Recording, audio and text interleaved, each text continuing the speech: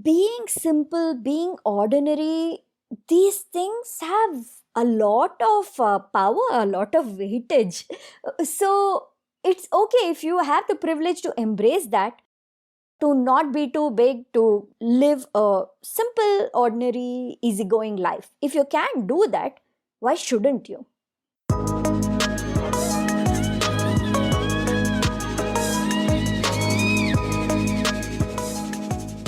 Hello, hello, hello. Welcome back to the Feel Good Factor. I'm Susmita Veganosaurus, and I'm so glad you could join me here today.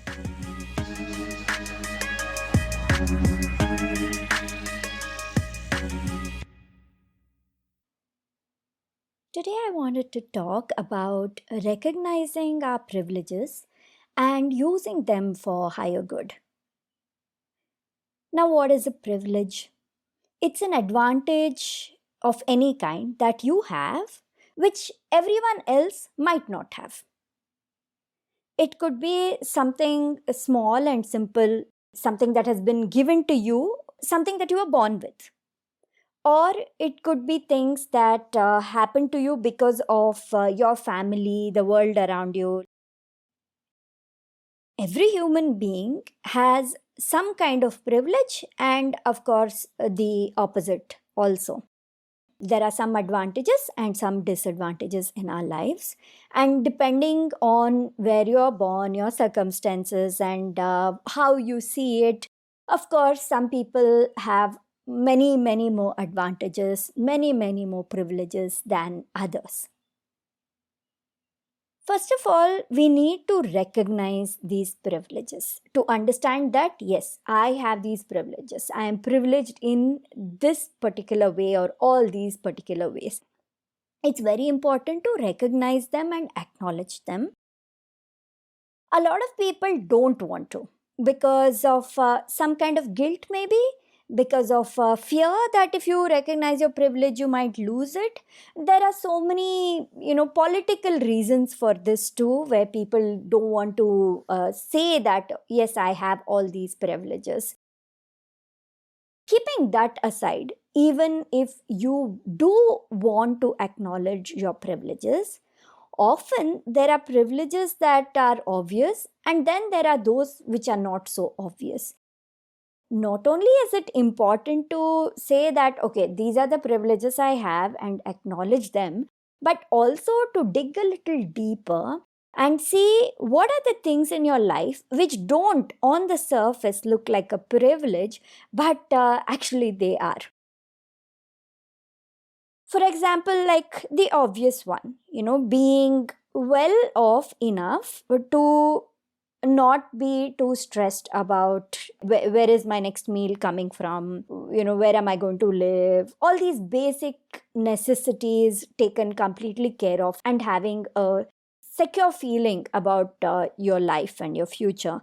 That is a privilege that not everybody has. So that's a pretty obvious one to recognize. Or say having a good education, your parents or your parental figures, guardians, they have sent you to a good school so that you are able to study well, have special attention from teachers who have encouraged you and nurtured you to grow into a certain person. And not only that, you've been able to, when you needed to study, you've been able to do that comfortably at home, right? That is also a pretty obvious privilege. But there are the not so obvious ones. For example, if someone doesn't want to get married, the fact that they can say, I don't want to get married, and they have the choice to do that, to be able to stand up for themselves, break the social norms, and say that, yeah, I'm pretty happy being single and living my own life. To be able to do that without having too much pressure from all sides or without having to fight very hard for it, that's a privilege. Not everybody has that privilege. And what happens is the person who chooses to be single can recognize that, yeah, if others are married around them, it could be because they had to succumb to social pressures and they couldn't necessarily say, no, I don't want to be married. And when they look at it from that point of view, then when society judges them, when married people judge them for being single, instead of getting upset about it, they say, you know what, poor things, they didn't even know otherwise, right? They were told that this is the way to live. And that lack of exposure is why they're judging me. So, that recognition of your privilege in any situation helps you handle different kinds of people, different kinds of situations that arise. Another not so obvious privilege. Often I see a lot of couples around me struggling to have children. It seems unfair, right? Because there's so many people who can easily have kids, but so many who can't. And they feel pressured, they feel sad, they struggle and they try very hard and they go through all these procedures just so they can have babies. When you're in a position of that person, it helps to look at this situation as an opportunity. Okay, so you can't have babies, and for whatever reason you're not able to adopt, then maybe you are meant to do something else in your life. You're meant to do different kind of work. You're not meant to be taking care of two children. You're meant to use your nurturing nature to take care of a much wider number of people, to do other kinds of work in the world. When you switch your way of thinking from looking at a situation as unfair to looking at it as a privilege, then you start seeing the advantages in it.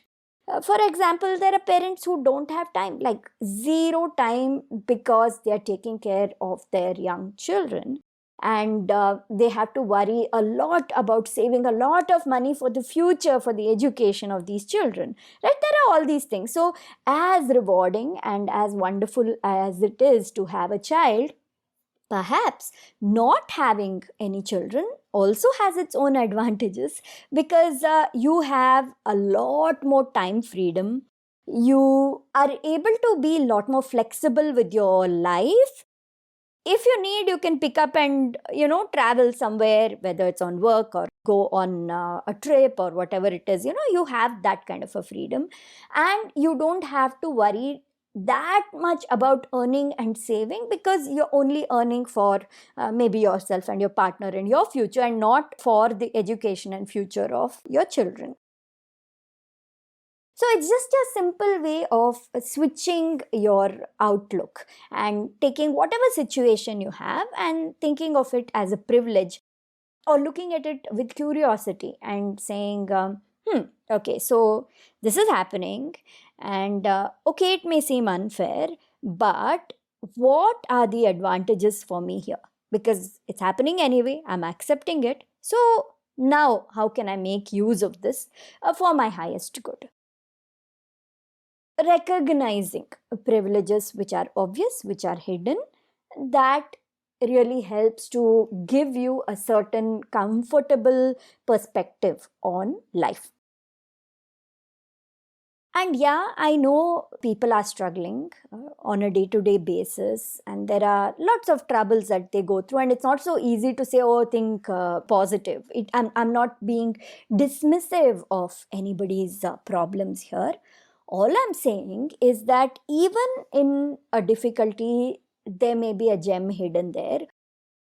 The moment you accept anything that may seem difficult, you might see that there are certain things there that you can use for a higher good, for the benefit of the whole world, uplifting the world's energy, for making this world a better place, for doing greater work, the work that the universe, the divine, has meant you to do. Whatever privilege, whatever advantage you have, now some people may call some of these unfair, but I won't say it's all unfair, because you have been given certain things, whether they look like advantages or not. You have been given certain things, put in certain situations, because there is certain work that you're meant to do, some things that you need to be creating and putting out into this world for the higher good of all. You may not be able to see it right now, but you're meant to do a certain thing, therefore you're put in a certain place and you've been given this certain advantage. An advantage is unfair only if you use it for not good, to oppress somebody, to only, just dwindle it away, waste it away. Like my example of somebody who doesn't have children, I said they have a lot of time freedom.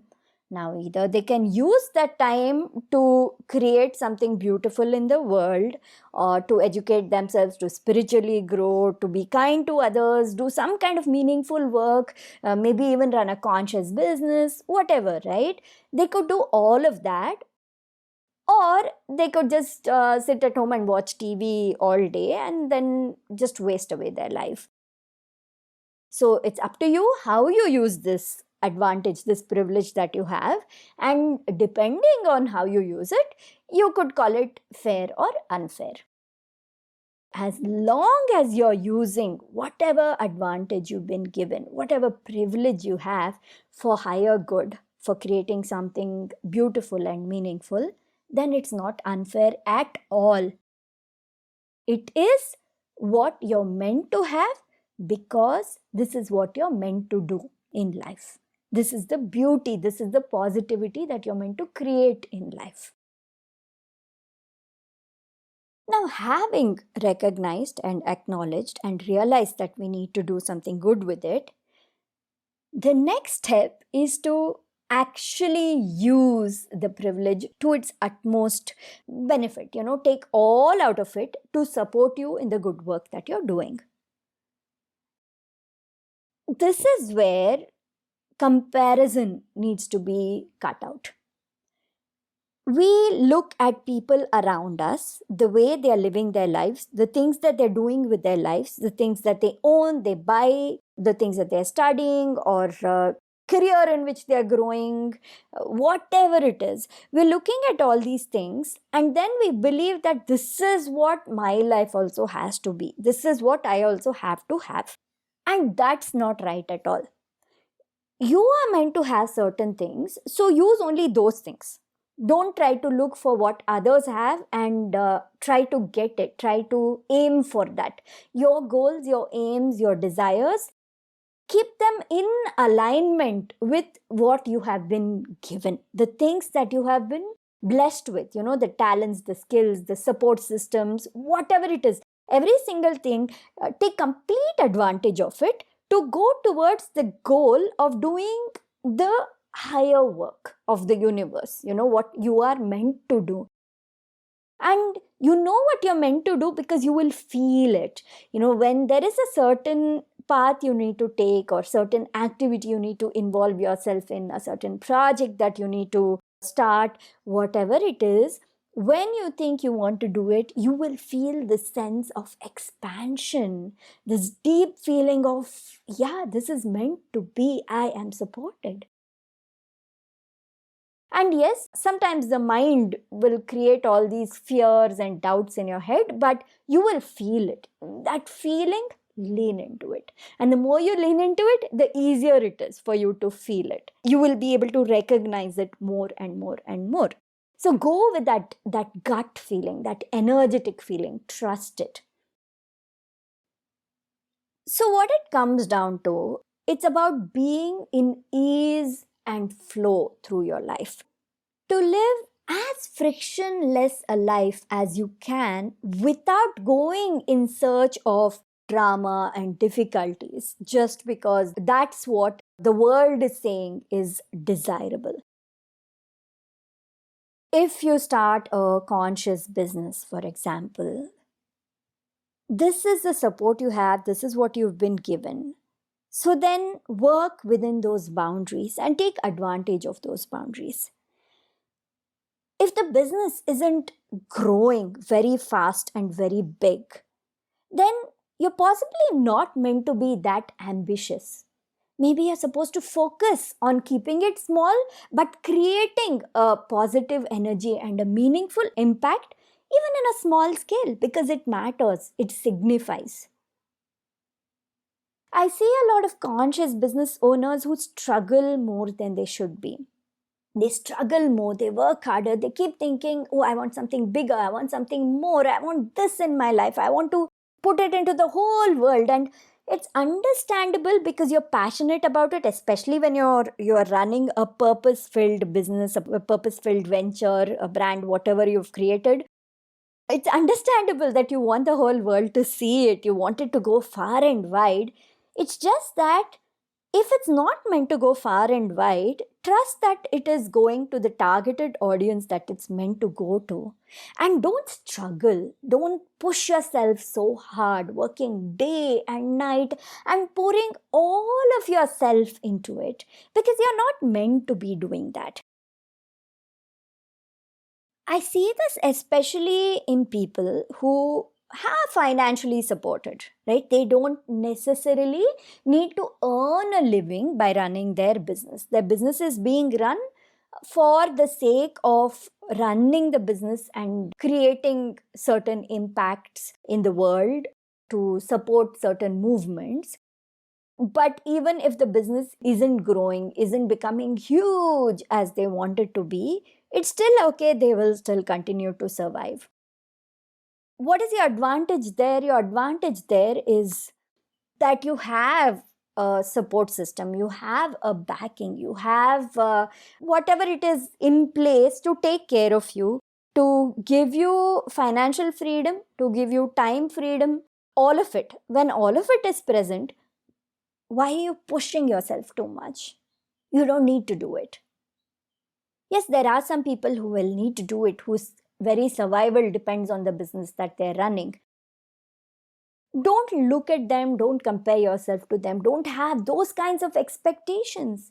Instead, embrace gentle growth, embrace your time freedom, embrace going slowly forward and creating meaning and beauty in this world in a small scale. It's okay. Don't compare your success with somebody else's success, because the definition of success differs from person to person, situation to situation. Don't subscribe to a hustle culture or social norms and then desire and want something which will only create more complications for you and more difficulties for you. Being simple, being ordinary, these things have a lot of power, a lot of weightage. So it's okay if you have the privilege to embrace that, to not be too big, to live a simple, ordinary, easygoing life. If you can do that, why shouldn't you? And then when you bring yourself to that energy of embracing that, okay, you know what, I can live a gentle, easygoing, ordinary life. I don't need to prescribe to these social norms and have this kind of a family and this kind of a house and this kind of a car, because honestly, these are not what I desire for myself, but because others have it, right? Recognizing that, understanding that. When you do that, then your energy shifts into one of ease and grace. And when you are in a position of ease and grace and not struggling and desperation, then you become a magnet for the highest good. Whatever is for your highest good will come to you. Paths get cleared because you're making it easy for yourself. You're putting the message out into the universe that yes, this is what I want. I want ease, grace, peace as I move ahead and do your work. I channel the universe's energy and create beauty and meaning in this world. And while I do that, I want it to be easy. I want it to be frictionless. You put the message out there, that's what you're going to get. So all I wanted to say today is give yourself permission. Once you have understood your privileges, recognize the hidden ones, the obvious ones, and you've acknowledged them, make full and complete use of them. Take complete advantage of them to support you for your highest good. Don't think you're expected to do some things that you don't really want to do. and don't desire things that you're not really meant to have. That's not the kind of life you need to live. You need to live this life that's been given to you, but with ease and grace, without struggle and desperation. Use those advantages for the highest good. What best can you do? How beautiful can you make the world around you? How can you light up the life of everybody you touch? How can you be a kinder, more loving person because of embracing this privilege? Because of saying, all right, I have all this support system in place, so I'm going to relax now and go with ease, go with the flow. This is all I wanted to share today. It's something I've been thinking about for a long time, and I guess today the time came for it to be put out there into the world. I hope this message makes you contemplate, go a little deeper, and embrace your true self, your true desires, your true nature, and whatever you're meant to do in this world. Understand it and just lean into it. If my podcast episodes resonate with you, then you're probably really going to like my free newsletter, The Feel Good Tribe. I send out emails once or twice a month with a lot of contemplative messages, tips on living an easygoing life, lots of humor, real life examples, talk about veganism, about spirituality, business hacks, and all kinds of stuff. I share everything. I'm a multi-passionate, so all that I'm passionate about goes into the newsletter. You never know month from month what it's going to contain. Go to my website, veganosaurus.com, veganosaurus.com/newsletter, and subscribe. Once you subscribe, you're going to get an email that will ask you to confirm your subscription. Now, this is very important. Only once you confirm the subscription will you be a part of the Feel Good Tribe. If the confirmation email isn't in your inbox, it's likely in your promotions or spam folder. So first of all, go mark it as not spam, please, and then hit confirm, and then you will receive a welcome email. Hit reply to that email. Let me know about you. I would love to connect with you because I am so grateful to have you here listening to my podcast. I would love to hear your thoughts on all the messages I share. What's your favorite episode? What did you think? How do you feel? What more would you like me to talk about? All of it. And of course, all about who you are as a person. I would love to connect with you. So hit reply and send me an email once you get that welcome email. I really look forward to connecting with you. Until next time, take care.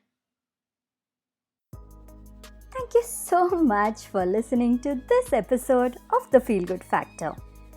I'm Susmita Veganosaurus, and I'm looking forward to talking to you again very soon. Bye!